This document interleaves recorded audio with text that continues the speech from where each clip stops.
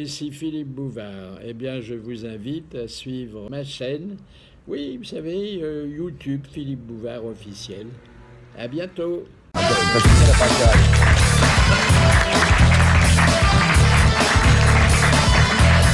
Bonjour, notre invité d'honneur est Guy Montagnier, qui pendant des années nous a régalé d'histoires en forme de sketch. Voici vos grosses têtes.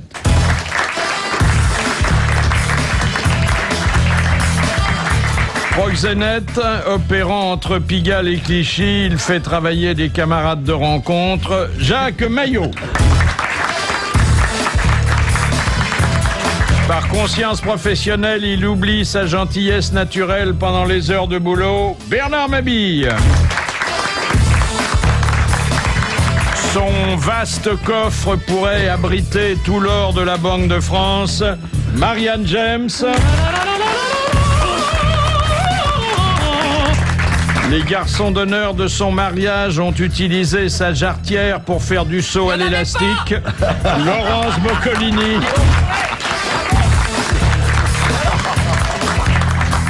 Il n'a créé véritablement son empire qu'après avoir renoncé à la restauration, Jean-Pierre Coff. Et puis le Talma de la Gaudriole, Guy Montagnier.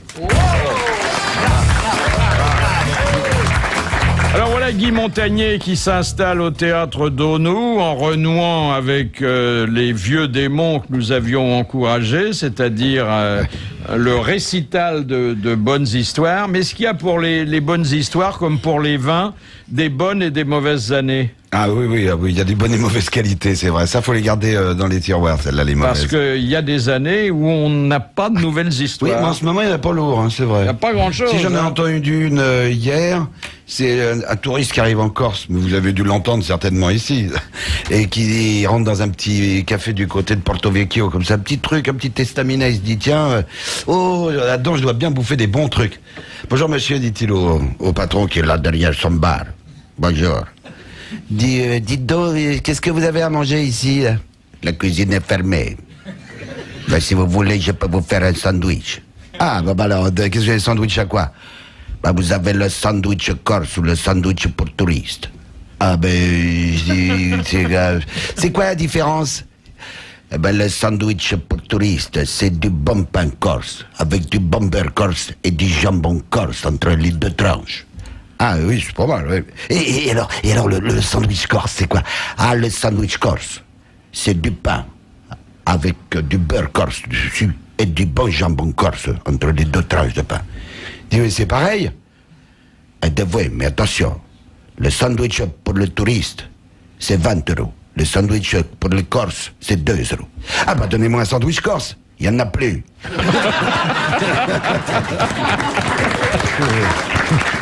Vous avez vu d'ailleurs à propos de la grève là sur les bateaux, on a découvert qu'il y avait un syndicat des travailleurs corses. Oui. Hein. Oui. Ça c'est rare. Hein. Il doit être nombreux. Ouais.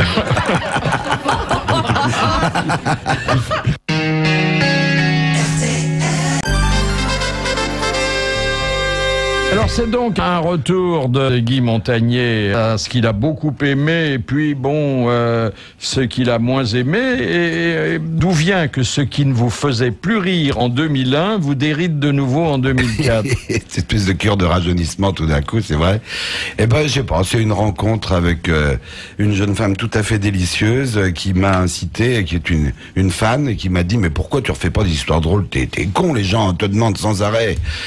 Bon, il faut que tu refasses ça. Ah, les hommes, vous ne serez rien sans les femmes. Mais oui, mais pourquoi tu fais absolument. Pas ça? J'ai accepté. Et derrière la réussite d'un homme, il y a toujours une femme. Et derrière la réussite d'une femme, il y a toujours quoi? Ah, il y a toujours un homme aussi. Souvent, ça paye les mocassins. Un homme qui relève les compteurs. Oui. Est-ce qu'il existe une bonne histoire sans une bonne chute? Oh non, la chute c'est vraiment, alors ça c'est vraiment l'essentiel de Tout est l'histoire. fait pour la chute. Ah bah hein. oui, parce que on le voit avec les histoires de Carlos, parce que pendant plusieurs minutes on se dit mais où est-ce qu'il veut veut en venir. Je dirais même qu'il y a des profils d'histoire à 3 volets. J'en ai une dans mon spectacle. Oui, c'est la plus longue, je crois, de l'histoire de la spécialité. Hein. Ah non, pas celle-là. La plus longue, c'est l'autre. C'est celle du Mexicain, avec le Condor. Mais sinon, l'histoire à 3 volets, vous permettez que je vous la raconte? Oui, 2 minutes. Mais un volet suffira peut-être, non? Non. Vous allez voir, je vous la fais courte. Hein. C'est 3 souris qui se rencontrent dans la cave d'un immeuble à Marseille. Oh, Gib, les gars, vous avez vu? La dératisation vient de passer. Ils ont mis des graines partout, ces couillons. Pourquoi tu t'escagasses, Fernand? Moi, leurs graines empoisonnées, je me les mange, qu'est dit la deuxième souris. Arrête de te vanter, Papagna. Je me vante pas. Ce matin, j'en ai pris un de grain. Je te lui ai levé la cupule bleue pleine de poison et je me suis mangé. Et ça, c'est du courage. Ah, du courage. Tu parles d'une Bartavel. Qu'est Bartavel? Tu fais mieux, toi, peut-être? Moi, monsieur, j'ai piqué tout le gruyère d'une tapette. Tu as volé du fromage MPDO? Et non, je te parle de tapette à souris, Fada. Le patron de l'immeuble, le gardien de l'immeuble, il a mis 12 dans la cave. Et ben moi, j'ai mangé tout le gruyère de toutes les tapettes. Comment tu as fait? Il dit, j'ai pris une allumette, j'ai coincé le trapinou qui commande la ferraille pour pas qu'elle m'estane que la tête, j'ai retiré le gruyère de l'aiguillon sur lequel il était piqué, et je me le suis torturé. Et là, il y a la 3e souris qui se barre. Oh, César, où tu vas? Je parle pas au petit bras, moi. Quel petit bras? Toi, Gib, avec tes grands empoisonnés, et toi, Fernand, avec ta tapette, vous me faites rire à m'en péter l'embouligue. Et toi, Tartarin, qu'est-ce que tu fais de mieux? Moi, tel que vous me voyez, monsieur, je vais le chat.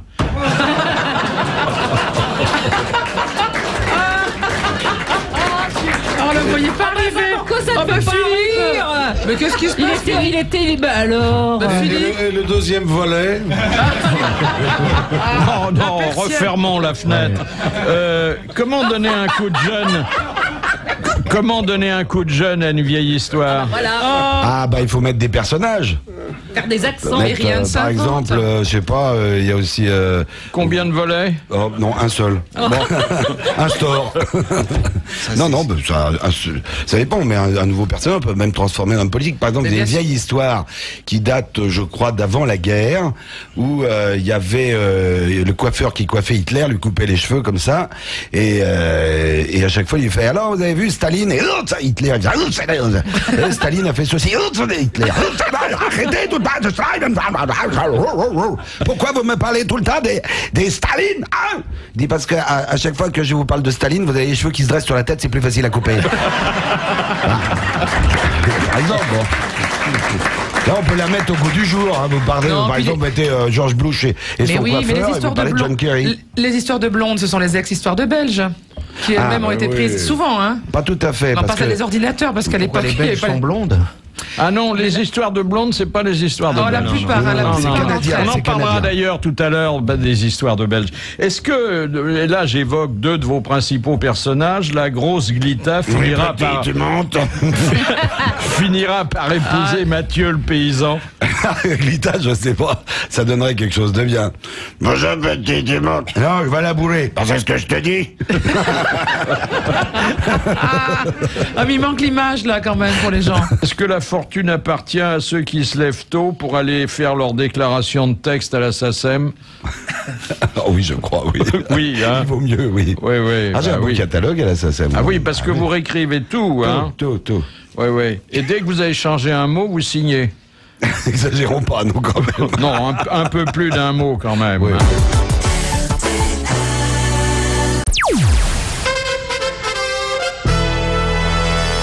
Alors, il y a dans ce spectacle du théâtre d'Onou qui s'intitule Caramba, une promesse faite aux spectateurs sur l'affiche, l'histoire drôle la plus longue. Oui, c'est l'histoire du Mexicain qui arrive dans les desserts de la Sierra Madre en trottinette, mais j'arrive pas à trouver la fin, sauf à la fin.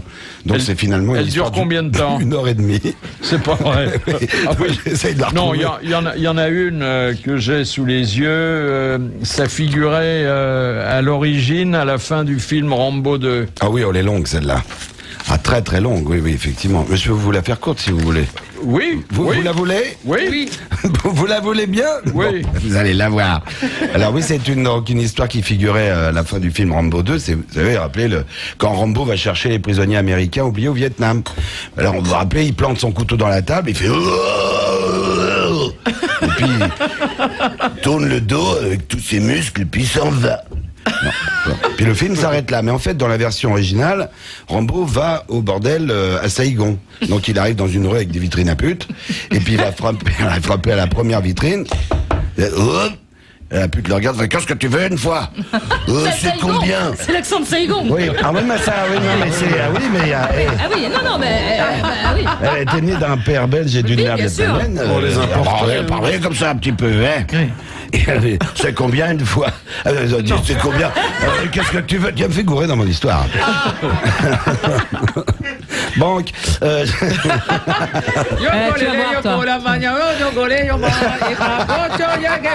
voir, mais... Non, je rappelle aux gens, Rambo frappe donc à la vitre. À la vitre et ça Et donne. la ça pute donne. lui fait... Qu'est-ce que tu veux une fois? Voilà, merci. Merci. Voilà. C'est combien? Bon, c'est $1000. C'est cher. Oui, mais c'est du double vitrage. C'est un petit bout, ça. Ça, c'est une histoire que nous connaissons bien Voilà. et que Carlos a raconté plusieurs Voilà. fois. Alors l'histoire s'arrête pas Mais là. ça rebondit. Oui, parce qu'il va à l'autre vitrine où la grosse Guita est en train d'étaler ses jambons en lingerie affriolante. On dit un peu la vitrine de la charcuterie de Chantal Thomas. Oui, bonjour petit, qu'est-ce que tu veux, mon militaire? Madame, j'ai $15, qu'est-ce que je peux faire avec vous? Tu peux faire de trucs, tu peux être habillé ou te faire cuire un œuf? Oh, c'est pas très gentil, madame. J'étais dans la jungle pendant tout le film. Alors, je me suis fait torturer par des Viettes, tabasser par des Russes, et l'armée américaine m'a même pas payé ma solde. Rien que de la violence. J'ai besoin d'amour, moi, maintenant. Pas d'argent, pas d'amour. Oh, mais qu'est-ce que je vais faire, alors? Bah, t'as qu'à retourner dans la jungle. Dans la jungle? Ouais, t'as qu'à faire l'amour là-bas, dans la jungle. Oh non, j'aime bien les animaux, mais quand même, je suis pas zoophile, hein, bon. Eh ben, t'as qu'à faire l'amour avec les arbres. C'est moins dangereux, puis c'est plus facile à attraper. Oh, le Rambo retourne dans la jungle, puis pendant un mois, il va voir les arbres. Il leur propose la botte, ce qu'on appelle la botanique.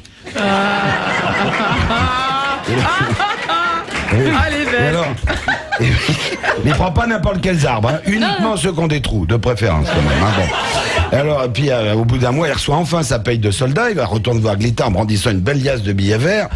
Madame, regardez, avec tout ça, qu'est-ce qu'on peut faire? Ah, bah avec ça, t'as droit au programme spécial film de guerre américain. Alors, je vais te faire Full Metal Braguette, Apocalypse Nouille, et pour finir, t'auras le fion de la rivière Couille. Ouais, super. Alors, elle fait rentrer Rambo, qui se déshabille, elle baisse pudiquement le store de sa vitrine. Comment tu veux je me mette, petit? À quatre pattes ou sur le dos? Comme je viens de me faire des arbres pendant un mois, j'aimerais autant que vous soyez un peu pliés. Évidemment. Alors, elle se met dans la position requise, mais au lieu de la prendre en levrette, Rambo lui envoie un grand coup de Rangers dans le joufflu. Oh là! Ah, non mais dis donc, espèce de brute, ça va pas? Fais pardon, madame, mais... étant donné que je viens de me faire des arbres pendant un mois, si vous voulez, c'est ça le problème, c'est que à chaque fois dans le trou, il y a un écureuil.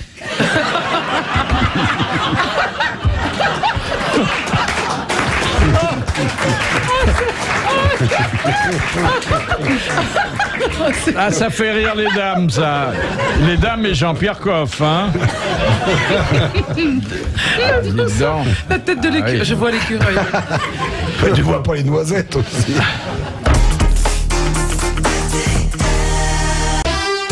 Les grosses têtes de Philippe Bouvard, la suite sur RTL jusqu'à 18h, on en profite. Laurence Boccolini, Marianne James, Jean-Pierre Coff, Bernard Mabille, Jacques Maillot et l'invité d'honneur est Guy Montagnier avec son nouveau spectacle Caramba. Dans l'actualité, il y a Bush qui est obligé de répondre périodiquement à des questions gênantes sur son passé militaire et alcoolique. Et c'est peut-être l'alcool d'ailleurs qui le gêne le plus. Il va le perdre, oui. Alors, en plus, il y a des gens qui lui disent, oui, vous avez arrêté l'alcool, mais vos deux grandes filles, là, les jumelles, elles picolent énormément. Ah oui, merde. Et elles conduisent. Ah là là là Et là. alors, il a dit, c'est pas facile pour des parents d'empêcher les enfants de boire et de conduire. Il a avoué Ça gêne, c'est vrai. Vision de la route est gêné par la bouteille quand on l'élève devant ça. Parce que les jumelles, il faut pas leur en promettre. Hein. Ah non, non, non. Bon, oui. vu, par Quand si exemple. elles sortent avec Hannibal Kadhafi, tu vois, sur la route, le bordel. C'est dommage, oui. Ce serait quand même paradoxal que ces jumelles empêchent Bush de voir clairement son avenir. Hein. Oui. Bon, il a une photo qui circule, vous savez, où il regarde dans des jumelles, il n'a pas enlevé les. Il n'a pas enlevé les. Oui, les oui, caches, oui. ça, c'est Oui, ils sont cons. Et puis il y a Arnold Schwarzenegger, son grand copain, Oui. qui, lui, n'interdit pas le foie gras, mais qui interdit le gavage des oies dans son État.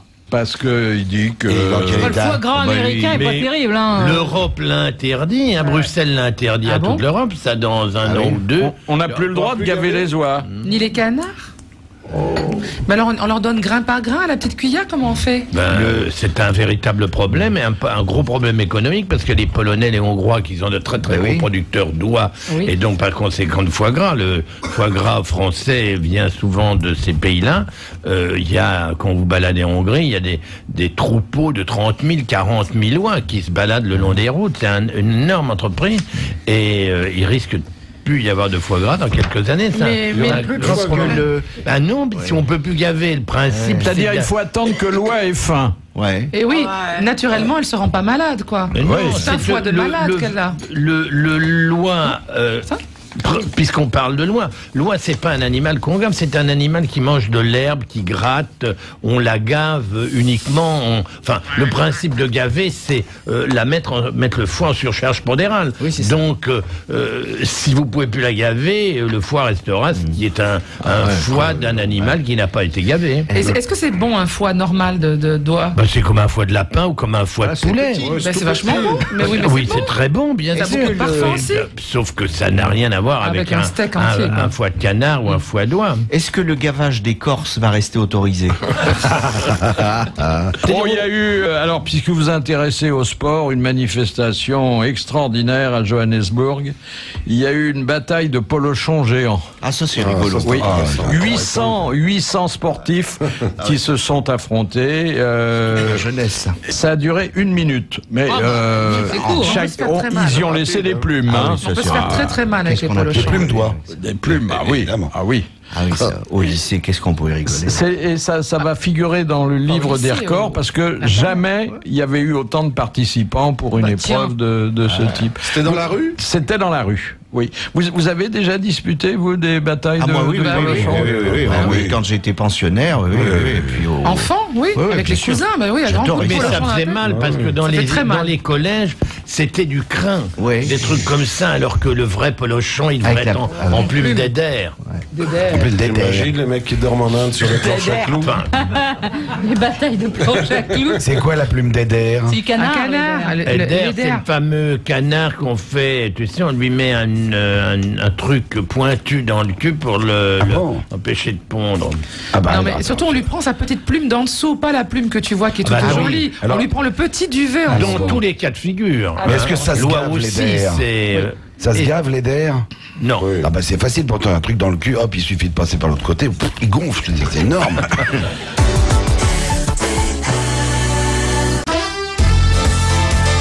On retrouve la suite des grosses têtes sur RTL. Philippe Bouvard et ses amis, Laurence Boccolini, Marianne James, Jean-Pierre Coff, Bernard Mabille, Jacques Maillot et l'invité d'honneur est Guy Montagnier avec son nouveau spectacle Caramba.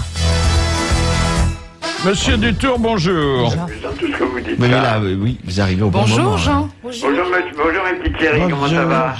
Bonjour. Les petites chéries, elles sont nombreuses aujourd'hui. Il y a la grosse Glita aussi qui est là. J'assumerai. À l'âge que j'ai, on peut tout. Question de Madame Buffet. Dans la mythologie, qu'arrivait-il aux hommes qui buvaient l'eau du fleuve l'été? Oubliez tout. Oui, ils perdaient la mémoire. Trop fort. Quand vous répondez pas à une question, je pense que vous avez bu un peu de l'eau du fleuve l'été. Vous savez, c'est mon petit déjeuner, ça. Comment on écrit le fleuve l'été? L-E-T-H-E. D'accord. De toute façon, en hiver, on peut pas le boire, il est gelé, alors bon. Deuxième question culturelle de Monsieur Mosca d'Anglais. Où Georges Moineau, alias Courteline, prit-il son pseudonyme? Alors là. De la Courteline. C'est pas C'est un rapport avec un homme moineau. Dans un magasin de tissus. C'est pas à la guerre, c'est pas à l'armée. Non, non. Non, il l'a pris. Je connais toute Courteline, mais pas ça. Il l'a pris dans une œuvre assez connue. Enfin, on connaît le titre. Peu de gens la lisent. C'est un aujourd'hui. classique. Chez Flaubert. C'est un Un bouquin roman. C'est un roman. C'est un roman. Un roman du 19e siècle. Non, c'est très antérieur. Dans le roman de la Rose. Non. Le roman de Renard. Le roman de Renard. Qui c'est qui a dit? C'est ma pomme. Juste. En même Et temps. dans le roman de Renard, Courteline est le nom du moineau. Ah bah voilà, c'est ça. Oh, mais alors, j'ai appris aujourd'hui. Vous le saviez pas, ça, hein? Non, on je la savais connaît. pas ça. Merci, monsieur Bouvard. Ben, je vous enverrai la facture parce qu'il est normal que si on vous approvisionne en nouveautés Mais non, culturelles, mais non, on soit récompensé. Mais non. C'est pas ça, mais vous me reposerez la question dans 3 mois et je vous dirai, il a pris ça dans le roman de Renard. Et c'était une bonne réponse esquissée par Marianne James et Guy Montagnier. Bravo. Voilà, monsieur Dutour. Ah, bah voyez. Je ne veux pas abuser de vos instants qui sont à la fois C'est toujours une joie que de parler avec vous, monsieur Bouvard. précieux. Vous êtes un esprit si fin, si intelligent, si remarquable. Vous êtes encore en peignoir? Vous êtes nu, Jean, sous le peignoir? Pour toi toujours. Voilà. Oh là là. J'arrive. Ben, j'ai une aventure. Bah, dépêchez-vous parce que ça supportera peut-être pas le transport. Oh bah dis donc. Attendez 2 secondes, là, de qui on parle? De qui on parle? Moi? C'est moi qui me déplace. C'est comme l'histoire Oui, c'est vrai. du vieux lord. Non, la durée de votre transport à vous. Ah d'accord, ok, parce que moi je suis capable d'aller jusqu'à lui sans me répandre. Enfin, je veux dire, normal.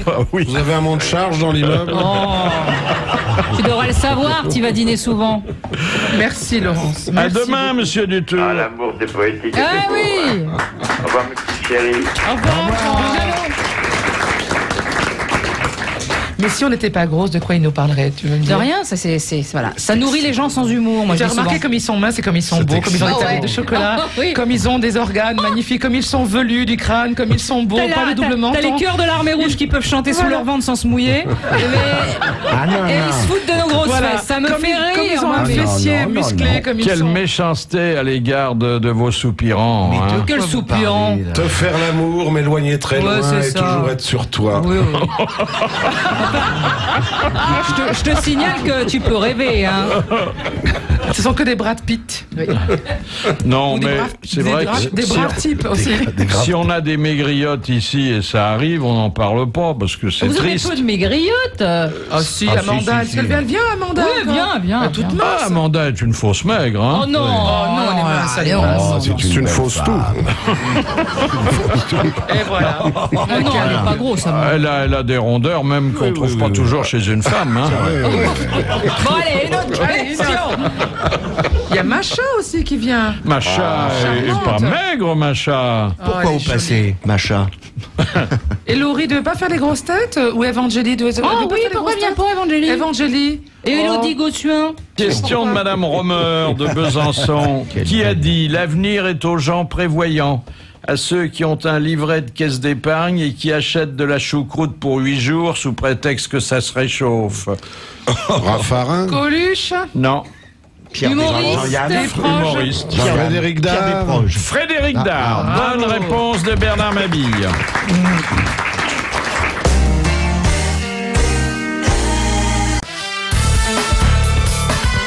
Deuxième citation envoyée par Madame Cauchois qui a dit « Pour ce qui est du mariage, je connais des centaines de maris qui seraient contents de rentrer chez eux s'ils n'avaient pas d'épouse pour les attendre. C'est mort. C'est pas Sacha C'est Guitry. mort. Sacha Guitry, non? Non. C'est anglais. C'est américain, mais ça américain. parlait anglais. Woody Allen? Mais il est Non. vivant. Peter Ustinov? Non, on a dit c'est mort et vous dites Woody Allen. non, c'est Ah oui, pas- tiens, c'est il n'est pas frais. Marx. Groucho Marx. C'est Bonne vrai, tiens. réponse. Woody Allen, Bonne il est mort. réponse de Guy Montagnier. Et la question de Madame Léger. Quel était l'interlocuteur d'Alberto Moravia dans son roman Lui et moi? Son sexe. Lui-même. Son sexe. Lui. Son sexe. Bravo. Bonne réponse Bah oui, de quand on Laurence dit lui, Boccolini. Ah, bravo. Et alors, qu'est-ce qu'il se disait? C'était un dialogue intéressant. Vous parlez jamais à votre sexe? À la fin, c'est un dialogue de sourds. Oui. Non, mais franchement, vous leur parlez? Vous leur parlez? Oui, tout le temps. Vous leur dites moi quoi? je lui parle. Bonjour, Vous leur dites, tiens-toi bien? Oui, ça va mon petit Paul, en forme? Ah, toi, c'est Paul. Qu'est-ce que vous lui dites, vous, Bernard? Moi, il est un peu comme le lama. Quand il n'est pas content, il crache. Mais vous ne vous voyez pas? Tu arrives à la voir, ta zigounette? Non, je vois plus Tu la depuis vois très plus? longtemps. Avec une pince à cornichon et une brique creuse. Allez, anda toro! La guapa, que la vida guapa! Mais quelle est Je ne le vois plus et je ne vois plus mes pieds depuis un moment. Les pieds. Non. Mais est-ce qu'elle vous répond surtout? Mais voilà, c'est ça. Et vous, monsieur Coff, est-ce que vous dialoguez avec votre sœur? Je lui parle très poliment. Je suis très étonné d'ailleurs que ces messieurs tutoient et appellent par leur prénom leur sexe. Tu vous vois, toi? Moi, je vous vois et je dis monsieur. Ah oui. C'est-à-dire qu'il est normal qu'un homme qui parle aux carottes parle à un vermicelle. Évidemment, bien sûr. Ah bah alors, Un radis. Vous exagérez parce vermicelle, t'es que gonflé. c'est beaucoup d'honneur que vous me faites en disant un vermicelle. J'aurais dû dire un vermisseau. voilà.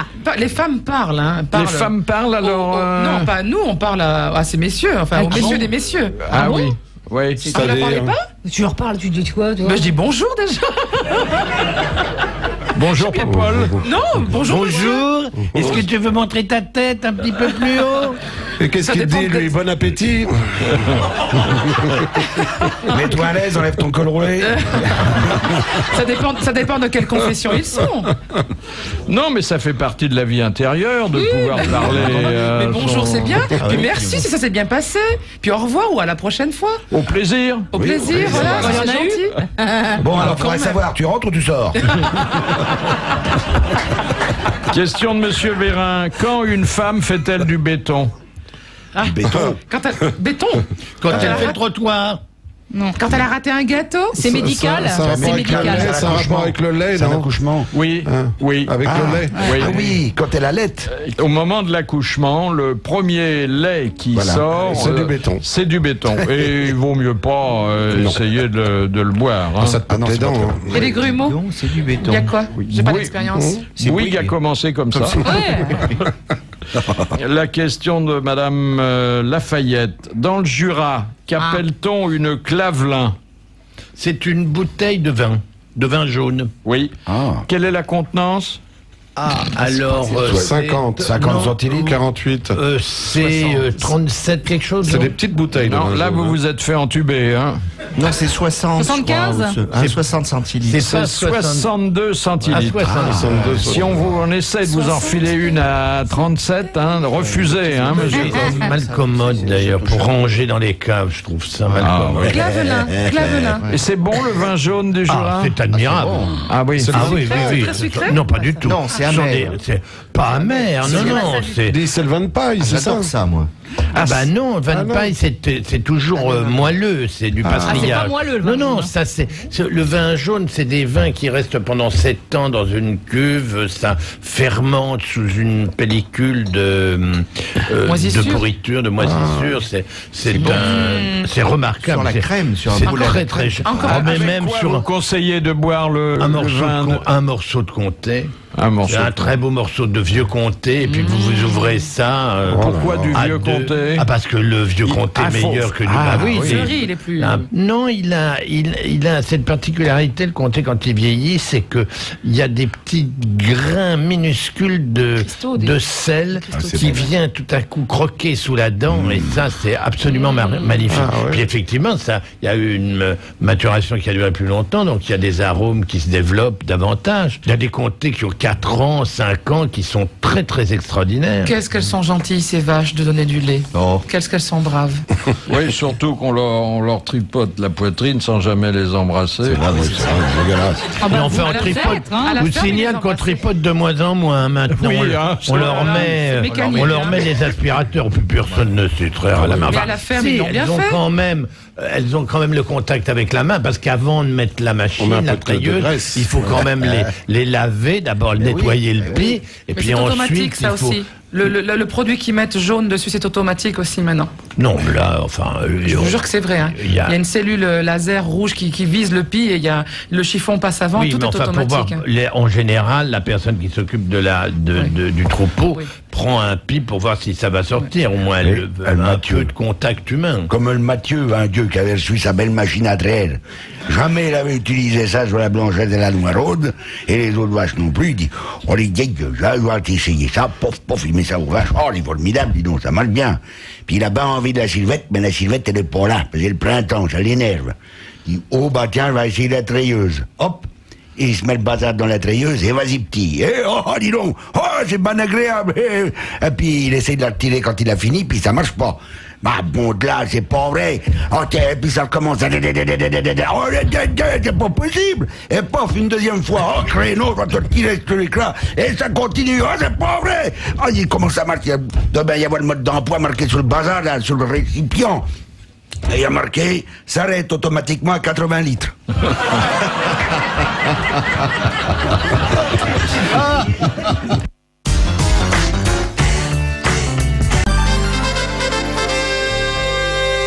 Est-ce que le nom de Spoerry vous dit quelque chose? Spoerry, c'est un artiste d'avant-garde et ça fait longtemps qu'il est sur le marché. Je me souviens qu'il y a une quarantaine d'années, il exposait avec beaucoup de succès dans une galerie parisienne ses restes de petit déjeuner. Encadrés, sous verre, avec la date. Oui, très bien. Et moi j'avais acheté un reste de biscotte comme ça pour un prix qui permettait d'acheter la boulangerie.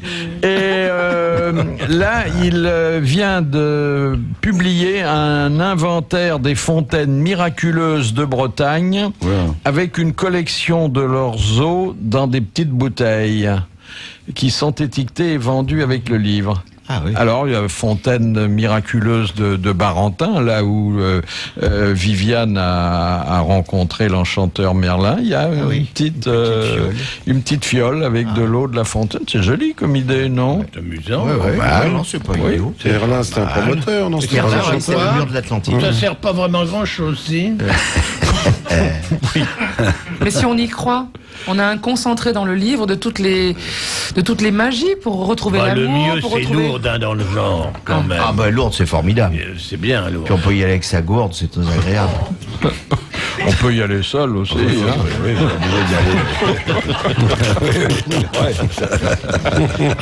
Tiens, une petite histoire de quelqu'un que vous avez bien connu, cher Guy Montagnier, et dont vous étiez l'ami, Sim. Oui. Mais les représentants de commerce, ils ont vraiment pas de chance dans ce domaine-là, parce que moi j'en ai connu un qui rentrait un peu plus tôt que d'habitude, et il arrive, il ouvre la porte de la chambre, et il voit sa femme coucher avec un mec qui était là, ils étaient tous les deux à poil, il sort un revolver, il fait « Oh, je vais vous tuer !» L'autre, il fout le camp, il se lève, il rentre dans la salle de bain, il était tout nu, il prend la serviette, il se la met devant le zizi, et le type fait « Ah non, pas celle-là, c'est celle pour la figure !» Ça, c'est l'histoire flash, hein, l'histoire courte. Ah, c'est court. Quelle est l'histoire la plus courte que vous connaissez? La plus courte, c'est « Bonjour docteur, je viens vous voir parce que je perds la mémoire. Depuis quand? Depuis quand quoi ?» Elle est très courte. Est-ce que les histoires sont plus correctes aujourd'hui que... Ah non, c'est pire. Ah, c'est pire. Ah, c'est pire, c'est pire. Ah ouais. C'est très curieux d'ailleurs. Il y a vraiment des horreurs, il y a des trucs qui sont pas racontables. Dès qu'il y a un événement dramatique, paf, il y a une histoire horrible qui sort derrière. Ça, je les raconte pas. Et sur le plan sexuel, elles vont plus loin? Non. non, parce que on était déjà allé tellement loin. Oui. Une question de Monsieur Borin pour Marianne. Quelle différence existe-t-il entre l'opéra italien et l'opéra allemand? La langue. L'opéra allemand a mis longtemps avant, parce qu'il était tout écrit en italien. C'est Mozart qui le premier a demandé ce que ce soit écrit en autrichien ou en allemand, mais l'opéra allemand se jouait en italien. Oui. Et donc ça ne fait pas de différence puisqu'ils étaient tous les deux en italien. Donc ma question est idiote. Donc l'opéra allemand, c'est quoi? Je sais pas. Non. En fait, quand vous entendez un opéra italien ou un opéra allemand, il y a une différence structurelle. Le nombre d'actes? Non. C'est le nombre des instruments, peut-être. Non, l'opéra, ça tient à l'écriture, au livret. Est-ce que ça tient aux participants sur scène? Non. À la longueur. À la musique ou au texte? Dans l'allemand, il met moins de temps pour mourir. Ça tient au thème. Ça tient au livret. Ça tient à quoi? Alors la musique ou le texte? Eh bien, justement, dans l'équilibre des deux. Donc chez les Allemands, il y a du Sprechgesang, dès qu'on parle. Dans les opéras allemands, il y a des passages parlés, alors que dans l'opéra italien, on ne fait que chanter. Exactement. Exactement. C'est la bonne réponse de Marianne James. Mais on vient de loin, hein. Bravo. Je suis mauvaise, veuillez me pardonner, je le savais, mais je me pense. C'est bien, c'est bien. On appelle ça le Sprechgesang. C'est-à-dire que le chanteur qui n'est pas vraiment alors je vais me faire encore des ennemis, le chanteur n'est pas un excellent comédien, ou en tout cas à l'époque n'était pas de grands comédiens, mais de grands chanteurs. Ce ne sont pas tout à fait les mêmes qualités. Chez les Allemands, on demandait aussi de parler, mais une voix parlée de théâtre, d'opéra. Donc c'est. Vous pouvez donner un exemple d'opéra allemand qui est à la fois moitié chanté, moitié parlé? Oh là là, c'est vraiment ça. Sincèrement, c'est difficile, quoi. Non, en italien, ce sont des récitatifs. Des récitatifs, c'est-à-dire que il y a de la musique, il y a du clavecin, il y a tout ce qu'il faut, et on chante les parties les plus, je dirais, passe-moi le sel, ou ah tu es bien habillé aujourd'hui, ah mon père vient d'arriver. Ça, on le dit en chantant. Oui. Voilà. C'est plus joli parce que passe-moi le sel sans musique, c'est banal. Hein. Dans quel opéra ça? Dans l'italien, on chante tout. Passe-moi le sel. Ah ouais, c'est je sais plus dans quel opéra c'était. Passe-moi le sel. Passe-moi le sel chez Michel Legrand surtout. Passe-moi le sel, je n'ai plus de laitue. Oh, j'adore les trucs Michel Legrand. Ici avec la fée Cérébos. Oh, la fée Cérébos. Geben Sie mir die Selle, bitte schön, meine Marianne. Ja, genau, mein Schnuckiputz, ja. Ah, gut. Non, mais c'est même quand on comprend pas, je trouve que l'opéra c'est fascinant. Peut-être quand on comprend pas. Mieux. Surtout quand on comprend pas. C'est mieux. C'est comme la messe, faut pas comprendre. Oui. J'ai vu. Dès qu'ils ont mis ça à la messe, tout le monde a foutu. J'ai vu un magnifique opéra cet été mis en scène par Jérôme Savary, et qui s'appelle Carmen, donc à Orange, et où on nous disait que toute la distribution était française, qu'on allait enfin comprendre les paroles, à part Roberto Alagna, qui en effet a une diction qui nous a laissé tous par terre d'une beauté, la puissance, l'intelligence de jeu, la beauté vocale et l'intelligibilité du texte. Donc on a bien compris ce que le Don José voulait nous dire, mais le reste qui était tous des Français, ce qui est là le problème numéro un, c'est qu'on ne comprenait pas plus les paroles que s'ils avaient été italiens ou américains. Et ça, c'est terriblement difficile, quoi. La grande gageure, c'est de continuer à articuler sans abîmer son spectre vocal. C'est difficile comme tout l'opéra. Hein. Ah oui. Moi j'ai vu un opéra avec Michel Rocard et Gaston Defer, on comprenait rien.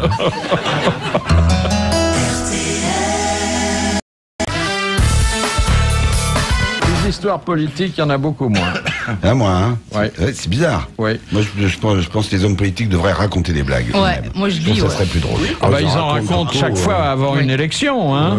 Ils en racontent beaucoup, même. Il paraît que le spécialiste, c'était Reagan. Il paraît qu'il commençait tous les sommets internationaux en racontant une histoire. C'est François Mitterrand qui a raconté ça plus tard. Ça détendait de l'atmosphère. Et après, il disait, voyez mes conseillers, parce que lui, il est au courant de rien. Tiens, ça se passe à Varsovie. On a relevé sur la voie, il y a un an, un pauvre garçon sur le corps duquel le train était passé. Il en a réchappé. Et un an après, la compagnie des chemins de fer lui réclame une compensation financière pour les retards apportés au convoi par son accident. C'est ça, ça dépend. Est-ce que c'est un accident ou un suicide? C'est le contraire de la grande Lulu, parce que le train est pas passé, mais il n'en rien. Grosse grille non plus petit. La Logan, vous savez, la voiture à 5 000 €. Elle est pas au salon, hein. J'ai cherché. Elle n'a pas osé? Non. Mais elle est un peu plus chère chez nous. Hein. Elle sera à 7 500. Oui, déjà, ça fait quand même 50% de plus. Hein. Mais une voiture à 5 000 €, c'est pas cher. Ben non, mais c'est fait pour les gens qui n'ont pas plus de 5 000 €. Ici, souvent, d'ailleurs, les ont pas, hélas. Hein. C'est surtout pour renouveler le parc automobile, parce que les occasions valent souvent plus cher que ça. Et là, ils auront des voitures neuves. Question de Monsieur Vérin. Sous quel nom connaît-on mieux le mal de Saint-Fiacre? Les hémorroïdes. Les hémorroïdes. Bonne réponse de Guy Montagnier. C'est plus joli, là, le mal de Saint-Fiacre. À cause du fiacre, vraiment? À cause des soubresauts du Saint-Fiacre? C'est parce qu'il y a... Non, c'est le patron. Des jardiniers. Voilà, des jardiniers. Et quel rapport avec les hémorroïdes? Voilà, les hémorroïdes. Le jardinier est souvent baissé à ce moment-là. Et il travaille la grappe, c'est des fois... J'ai vu la statue de Saint-Fiacre à Saint-Fiacre, effectivement. C'est pas très loin de Paris, d'ailleurs. Il y a une pierre, alors il paraît que des gens se frottent le trophignon là-dessus. J'ai pas été vérifié. Pour le prochain bal masqué, je me déguiserai en Saint-Fiac. Question de Monsieur Lucas. Qu'est-ce que la gymnastique exonérante? Ah, c'est pour expectorer?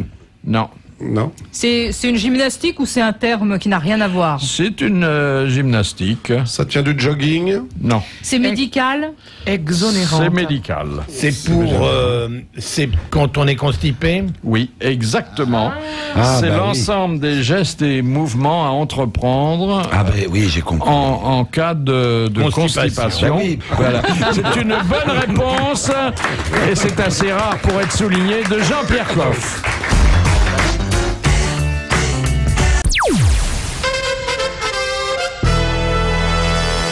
Monsieur Margrave, bonjour. Bonjour. Écoutez, je suis très gêné au moment d'évoquer le petit livre que vous faites paraître sous le titre de Nos amis les Français. Il vous a pas choqué, j'espère? Beaucoup. Alors je sais que c'est une riposte d'outre-Quiévrain à ce que nous appelons les blagues belges. Ce sont des blagues sur les Français. Mais je veux dire, c'est tellement méchant que je suis gêné pour les évoquer ici. Je suis vraiment désolé. Alors naturellement, ça se présente sous la forme de questions-réponses. C'est une solution de facilité, mais elle est efficace. Pourquoi les Français ont-ils moins d'enfants que les autres? Réponse, parce que leurs spermatozoïdes s'arrêtent chaque fois pour demander leur chemin. C'est c'est inqualifiable, monsieur Margraf. Oui, mais c'est vrai en plus. Pourquoi les Françaises ne changent-elles jamais leur bébé? Vous vous souvenez pourquoi? Vous allez me le dire. Parce qu'elles en sont contentes. Voilà. Vraiment, non. Monsieur est belge? Oui. Voilà. Donc vous avez compulsé tout ce qu'on raconte sur nous, mais c'est quand même la moindre des choses. Oui, c'est tout ce qu'on raconte sur les Français, mais c'est de bonne guerre. Quel est le meilleur endroit pour cacher son argent en France? Réponse: sous le savon d'un Français. Parce que vous accréditez cette légende, nous ne l'avons pas. C'est un bruit qui court en Belgique, oui. C'est faux, monsieur. Moi, je me lave une fois par an, que j'en ai besoin ou pas. Oui. Je crains que malheureusement, c'est pas malheureusement, il se trouve que en nombre de Français, en nombre de savonnettes, en nombre de tubes de dentifrice, en nombre de brosses à dents, nous sommes bons derniers après beaucoup de pays. C'est vrai? C'est-à-dire que vous parlez à un anglo-saxon, pour eux, on se lave pas systématiquement les mains, et notamment quand les messieurs vont aux toilettes. Nous prenons assez souvent des bains, mais nous ne changeons jamais l'eau. Voilà. Non, c'est vraiment la réputation que nous avons à l'étranger d'être sale. Nous avons inventé le parfum parce qu'à Versailles ça puait, parce que déjà à Versailles, Louis XIV ne souhaitait pas, on lui avait dit que l'eau pouvait rentrer dans le corps. Donc vous imaginez que la poudre il prenait un bain par an. Mais il s'aspergeait de parfum, et Napoléon aussi. C'est pour ça qu'on a inventé le parfum, parce qu'il y avait une pestiférence. Comment on dit? Pestiférence. Non, mais de savoir que ça puait. Ça puait, ça. On sentait on avait des haleines de double poney, hein. Ça sentait le fenêtre. Alors, monsieur Margraf, alors là, vous passez les limites de la vraisemblance. Comment reconnaît-on un Français dans un magasin de chaussures? C'est le seul qui essaie les boîtes. On l'a la même pour les Belges, celle-là. Mais là, c'est de bonne guerre, ils l'ont renversé. C'est le même magasin. Non, il y a pire que ça. C'est une observation personnelle. Comment motive-t-on les marathoniens français en leur disant le dernier arrivé est obligé de passer à la douche? Enfin, c'est consternant, monsieur Margraf. C'est vrai. Hein? Mais ce qui serait drôle, c'est que monsieur... Et alors là, le sommet, surtout au moment du salon de l'auto, où trouver des pièces détachées pour une voiture française? Réponse: il suffit d'en suivre une. Mais il paraît que c'est vrai aussi. Mais ce qui serait génial, c'est que ce monsieur nous le dise avec l'accent. Parce que nous, on prend l'accent belge pour les raconter. Mais eux, ils prennent l'accent français. Et c'est quoi l'accent français? Ils n'ont pas de voiture en Belgique. Comment vous pouvez dire ça? Il y a une voiture belge. Oui. Il y a une seule marque de voiture belge. Mais c'est pas vraiment... Ah bon? Mais c'est quoi laquelle? La Donkervoort, hein. La Donkervoort, c'est une voiture, je croyais que c'était une saucisse. Oui. Non, c'est une voiture. Non, vous voulez pas nous faire... J'en ai jamais vu. Vous voulez pas nous en raconter une, monsieur, avec l'accent français? Non, c'est très très drôle. Avec l'accent français, alors je ne sais pas imiter l'accent français. Et quant à l'accent belge, quand les Français imitent l'accent belge, c'est systématiquement l'accent bruxellois. Et oui, exactement. Or, il y a énormément d'accents en Belgique. Donc, et oui, à Liège, on parle pas pareil. À Liège, on parle pas comme ça, Liège. Non, mais vous êtes belge vous-même? Oui. Vous êtes ah oui, ça c'est marrant. Vous n'avez pas l'esprit d'un Belge. Ah, je sais pas comment il faut prendre ça. Bah, réfléchissez. Vous êtes wallon, bien sûr. Oui. Ah oui. Ah, c'est pour ça. Alors quelle est la différence entre un paquet de lessive et un commissariat de police français? Et vous répondez, dans la lessive, il y a au moins 2 agents actifs. C'est rigolo. C'est rigolo, ça. Oh, dites donc. Est-ce que vous avez celle où on enterre les Français? Non? Comment enterre-t-on un Français? Je le dis avec l'accent belge. C'est une blague belge. On l'enterre toujours sur le ventre, parce qu'on ne peut pas l'enterrer sur le dos, il n'y a jamais assez de terre pour remplir sa grande gueule. Ah ouais. Oh ben c'est tout à fait de cet esprit-là. Hein. Mais c'est vrai qu'on est réputé pour nos fromages, nos parfums et nos mouvements de grève. Alors je vais vous dire qu'à l'étranger, ça siffle. Hein. À quoi reconnaît-on un Français dans une salle de cinéma? C'est le seul qui a emporté sa télécommande. Pourquoi les Français se mettent-ils le doigt dans le nez? Pour se gratter l'œil de l'intérieur. Oh, c'est joli. C'est joli. Ouais. Et enfin, que fait un amateur de football français devant la retransmission d'un match de rugby? Il essaie de régler son téléviseur parce que le ballon n'a pas la même forme que d'habitude. C'est plutôt joli. Monsieur Margraff, je pèse mes mots, c'est innommable. Mais peut-être qu'on comprend ce qu'ils subissent depuis des années. C'est vrai, même, c'est vrai. Mais je trouve que les blagues qu'on raconte sur les Belges sont moins méchantes. Plus gentilles. Monsieur, elles sont aussi méchantes. Ils sont plus drôles, ça. Nous, on en était restés, je crois que je parle sous le contrôle de Guy Montagnier, pourquoi il y a souvent un tas de fumier à la sortie des églises belges. C'est pourquoi déjà? C'était pour que toutes les mouches n'aillent pas sur la mariée. C'est ça, voilà. Oh là là là. Oh, quelle horreur. Oh là là là là. Alors il y avait c'est aussi lamentable. pourquoi on enterre les Belges avec les fesses en l'air? Enfin, des garages à vélo. Garer les vélos. Pourquoi les Belges ont des grandes maisons? C'est parce qu'ils savent pas arrêter la bétonnière. Voilà, bah, monsieur Margraff, le débat est rouvert. Oui, c'est clos, et il fera sinon des morts, du moins des blessés. Je vous remercie pas d'avoir publié ce livre, mais nous nous devions, par souci d'objectivité, d'en parler. Merci. Merci à vous.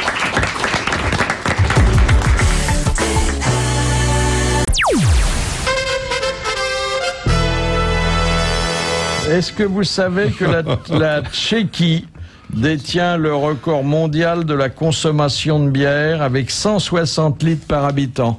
Par jour? Par an? Tchéquie. Par heure.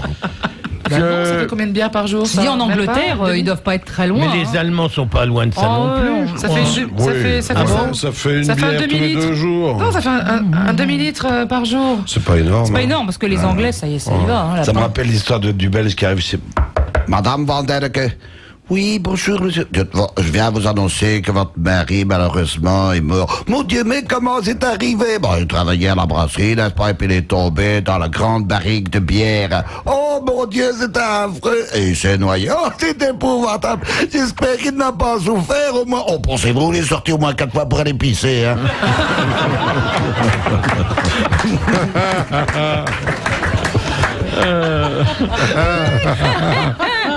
C'est frais. Question de monsieur Brémond. Selon le règlement, que n'a-t-on pas le droit de faire au taureau lors d'une corrida, sauf si on peut sauver la vie d'un homme? Il lui tirait la queue. Lui tirer la queue. Bonne réponse de Laurence Boccolini. Parce que j'ai horreur de la corrida, ça m'a marqué. Voilà. On n'a pas le droit de lui tirer. Non, on n'a pas le droit de tirer la queue. Sauf si mais vous avez horreur de la corrida à cause de cette mesure? Non, à cause de tout. Non. À cause de tout. C'est vrai que c'est... Hein? C'est assez dur. Hein. Ah oui. Moi j'en ai vu une cet été. Là, je vois pas la beauté du truc. On peut m'expliquer pendant des heures. Surtout que c'est imbectable le taureau mort. On daube. Et le toréador mort aussi. Oh là là. Les gardiennes, oui, il n'y a pas beaucoup de toréadors morts. Enfin bon, moi ça m'intéresse pas. Des encornés surtout. Et il y en a beaucoup moins depuis qu'on a inventé la pénicilline. Et d'ailleurs, il y a une arène devant la sortie de laquelle il y a une statue de Fleming. Ah bon? Oui, oui. Ça a sauvé. Ah ben. Question de monsieur Marin. Quel mariage était considéré comme incestueux en Chine alors qu'il n'y avait aucun lien de parenté entre les conjoints? Dont on n'épousait plus jeune, très jeune, un gros écart d'âge? Non. Non. Du même sexe? Non, vraiment, ils avaient en commun quelque chose à quoi nous arrêtons pas. Du même village? Non. Oui, c'est ça. Ils étaient roux tous les deux? Non. Oui, c'est une particularité physique ou régionale? Non. Linguistique? Non. Non. Sourd? Non. Né le même jour? De religion? Même non, le même jour, la même année. On se rapproche un peu. La même année. Pas la même année. La même semaine. La même heure. Le même mois? Le même mois? Non. La même saison? Non. Dans la même. Né au même endroit? Non. Non. Par la même sage-femme? Et vraiment, là, l'inceste, pour nous, n'est pas apparent. Hein. Ah bon, ben pas la même. Ah, le même père? Ben non. Non. La même non. mère. La même mère? Non. Bah non, c'est. Ben non. Mais pourtant. Quoi? La même tante. Adoption, ça va être quoi alors? Oh là là. Et pourtant. Pas le même père. Il y a vraiment des centaines de milliers de Chinois qui ont été arrêtés dans leurs projets matrimoniaux par cette disposition aujourd'hui heureusement abrogée. C'est pas le même père, c'est pas le même prénom. Le même prénom? C'est pas le même prénom. Le même nom de famille. Le même nom de famille. Bah oui, eh bien, tu vois. Ah bah oui. Ah oui. Bah oui, alors là. Dupont n'épouse pas Dupont. Sans, tu peux pas. Non, Voilà. Je m'appelle Marcel Lee avec Odette Lee, c'est pas possible. C'est ce qui se passe en Égypte souvent. Boutros, Gali s'épouse entre eux, quoi. C'était une bonne réponse collégiale mixte.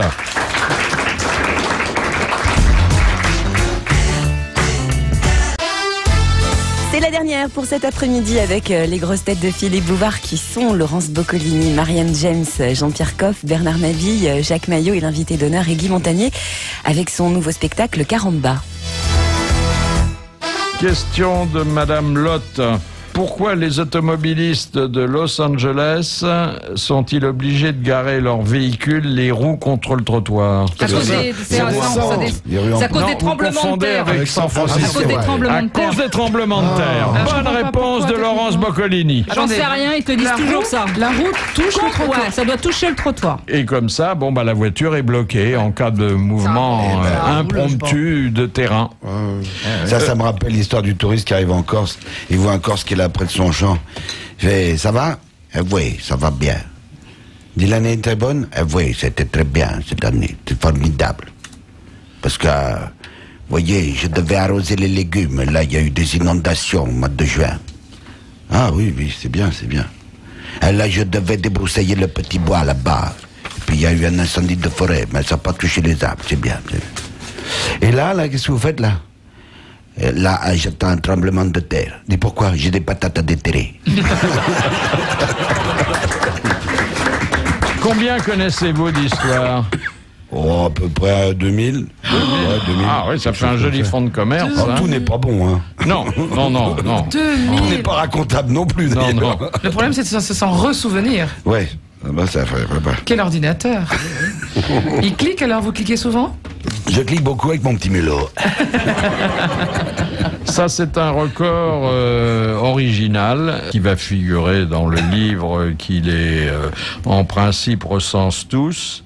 Ça s'est passé à Londres. C'est le record pour parcourir des 275 stations du métro londonien. Et là, en 18 heures... Geoff Marshall, souvenez-vous de ce nom, vous l'entendrez plus jamais. Il a pris le métro, quoi. Il a pris le métro, mais alors, bon, il a fallu ne pas perdre de temps, ne pas attendre les rames, faire des changements rapides. Est-ce que le métro tourne la nuit, toute la nuit, contrairement à la France? Pas, non. 18h, il a attaqué dès le matin. Il a commencé à 5h29 du matin, il a terminé à minuit et 5 minutes.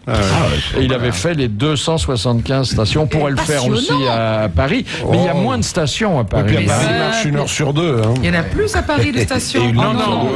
Ah si, il y a plus de 200 stations. Mais non, Londres est beaucoup plus étendue. Oui, mais il y a moins de stations. Oui, mais il y a moins. Pas sûr. Hein. Bah, ça dépend. Je sais pas, il faudrait qu'on se renseigne, on vous dira ça. D'après un de nos spectateurs aujourd'hui, monsieur dit qu'il y en a eu à un moment 300. Il y a eu jusqu'à 378 stations à Paris. Ah bah dites donc. Il y en a quelques-unes de fermées d'ailleurs. Oui. Et ça, c'est toujours à Londres. Le maire de Londres, qui est un allumé, hein, vous le connaissez, Laurent? Personnellement, non. Non, il s'appelle Ken Livingstone. Et il veut organiser un grand prix de Formule 1 dans les rues de sa ville, comme il y a à Monaco. C'est pas mal, ça. Ils font déjà des rallyes dans Londres. Ils font déjà des rallyes. Oui. Nous, c'est avec le Tour de France, c'est dans les rues de Paris. Il n'y a pas que le Tour de France, il y a plein d'autres trucs. Puis il y a un autre allumé qui est Richard Branson. Ah oui, il est rigolo. Ah oui, il est rigolo. Moi, j'aime bien ce mec. C'est qui ce monsieur? PDG de Virgin. C'est pas lui qui commence à organiser des voyages dans l'espace. Oui, voilà, ça y est. Il lance le premier vol spatial entièrement privé au mois de juin prochain. Ça, c'est Il l'avait essayé sur lui-même, c'est ça? Ils en ont fait 2 déjà.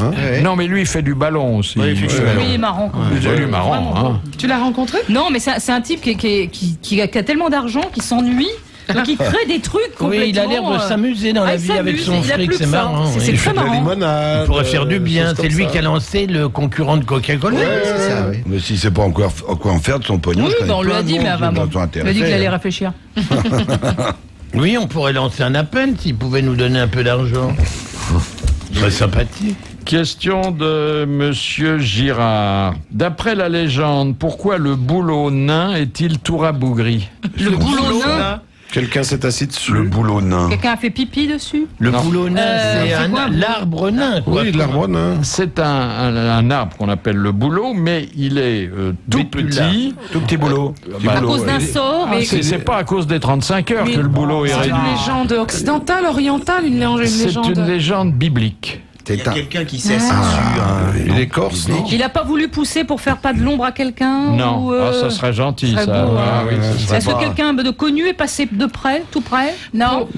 C'est l'arbre du jardin d'Éden qui s'est transformé en bouleau. Du buisson ardent? Non. Et il faut le chercher la raison dans le Nouveau Testament. Est-ce que c'est une malédiction? C'est l'arbre qui a servi à faire la croix du Christ. Pas la croix. La couronne. La couronne. Il n'y a pas d'épines. Non, il n'y a pas d'épines. Les verges qui ont des verges. Les verges. Parce qu'il n'y a pas d'épines sur les bouleaux. Non, on a fouetté le Christ avec ses branches du bouleau qui n'était pas nain à l'époque, mais qu'il est devenu parce qu'il est honteux d'avoir servi à cet effet. Bonne réponse de Bernard Mabille. Et la dernière citation qui est en rapport avec notre coup de fil de tout à l'heure, c'est Monsieur Poupard de Gagny qui nous l'a adressé, qui a dit « Les Belges poussent ma parole l'imitation à l'excès, et s'ils attrapent la vérole, c'est pour ressembler aux Français. » Ça c'est vieux alors ça. Ouais, c'est vieux ça, oui. Ça serait pas Baudelaire? C'est Baudelaire qui est à l'origine des histoires belges. Bonne réponse de Jacques Maillot. Merci à Guy Montagnier d'être venu nous parler de Caramba, son spectacle du théâtre d'Aunou. À demain.